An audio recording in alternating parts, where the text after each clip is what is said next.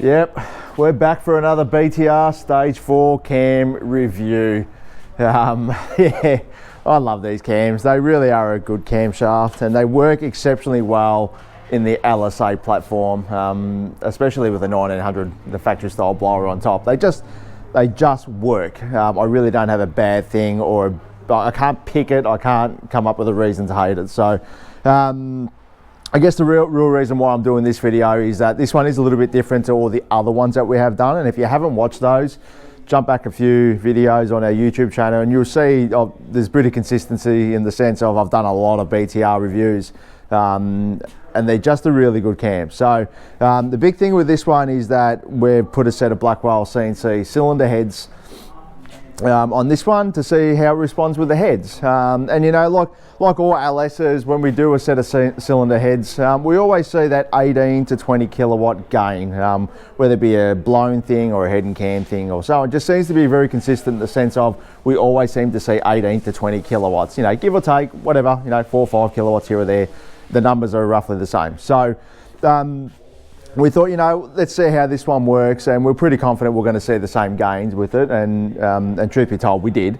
So, but it works really well. So this is the same package that we've been traditionally doing with all the cars, using the Harrop cold air intake, VCM performance, 65mm pulley, 10% overdrive balancer, set of high flow injectors, SQP fuel pump in the tank, pacemaker, 2-inch primary 4-in-1s into a twin 3-inch out the back, and it just works very well. I just love it. So but let's have a talk about the power figures and what it's making and what it's done. So here is the results. So 560 kilowatts at the hubs, 857 newton meters of torque at the hubs, not calculated engine at the hubs. And I'll probably want to touch base on this because I'm going to get someone with an LS1, they're going to come on here and they're going to say, my LS1 made 320 kilowatts with 950 newton meters of torque. If you're going to drop a comment like that in here, just wipe your nose, walk away. Mate, I'm sick to death of hearing these LS1s making 900 kilowatts and 800 kilowatts. They just don't do it. It's just not possible, you know, unless it can make, you know, like, what do we got here? Unless it can make 400 kilowatts at 4,000 revs, it is not going to make 850 kilowatts or 900 newton meters, period. Mathematically, not even possible. Some people need to understand the fundamentals when giving advice, especially telling people and arguing with them about the torque figures. You need to understand the mathematics behind it, and it's just not mathematically possible to make that sort of torque at that sort of power at, say, 6,000 RPM. It just doesn't happen. So I will make a video for that another day, just to target all those people who just live in fairyland. And I really, any dyno operator out there who's operating their dyno, and if you're giving these people these stupid numbers, for the love of God, can you please adjust your tacho ratio? When you use roller tacho on your dyno, which is calculated, say, wheel speed at the rear, which then will backwards calculate to RPM at the engine, which only really works on a manual transmission. If you leave the configuration from your previous car, which was reading different RPM to what it actually is, that's how you read bogus figures. You need to make sure your RPM calibration is exactly what the engine RPM is, because torque is obviously a mathematical equation, or power is actually a mathematical equation of the torque, and so on. So you know, just simply jump on Google and type in how to, you know, work out the torque numbers from your RPM, you know, 52. So it's just a bit of project for someone who's watching this going, what are you talking about?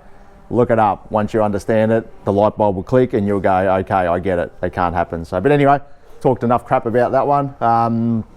So what do we normally see out of these things as far as without the cylinder heads? We normally get around that 540, you know, on a good one, we normally see around 540 kilowatts at the rears, and obviously now with the cylinder heads we've got another 20 on top. So true to every other car that we've done, and all my experience over the years is that yes, we normally see 18 to 20 kilowatts on the cylinder heads. So really good job, Blackwell. Andrew Blackwell does a really great job on these things. We did try out something a little different on this one. We'd actually got the blower snout ported. Blackwell actually hand ported this one, so blended it all through, but we didn't do the blower housing, and I honestly believe doing the blower housing is probably where the real gains will come into play. But yeah, look, as a whole, it works great. This is a GTSR, yeah, collector. This is a beast of a car. Customer's going to be absolutely stoked with it. I have got a video of it on the dyno, which I will stick on after this. My apologies, I haven't got one of the exhaust. I've done so many of them. I figured it's just easier for people just to go back through our previous videos and have a listen to how it sounds. But yeah, you get the gist of it all. I guess this video is more just to say, hey, we've now done a BTR Stage 4. We've done it in combination with a set of cylinder heads, and yes, the cylinder heads absolutely do help. I guess the only thing is that you got to take into consideration is the LSAs use a different head stud, and we actually use the P1 head studs in these. So I guess by the time you do the cylinder heads and buy a set of head stud, it is an expensive operation. So the cost value of that additional 20 kilowatts is quite expensive. You got like nearly $1,000 for the head studs. And then you've obviously got, a couple grand by the time you do your cylinder heads, plus the extra work that's involved in doing it. And the LSAs are a bit of a pain to pull the blower off and strip everything right down and all that. So there's a lot more work involved in doing it. There's definitely a lot more cost. It definitely does change the kilowatt to dollar value ratio. My honest opinion is best value for money is basically do the BTR Stage 4 camshaft with all the supporting mods around it.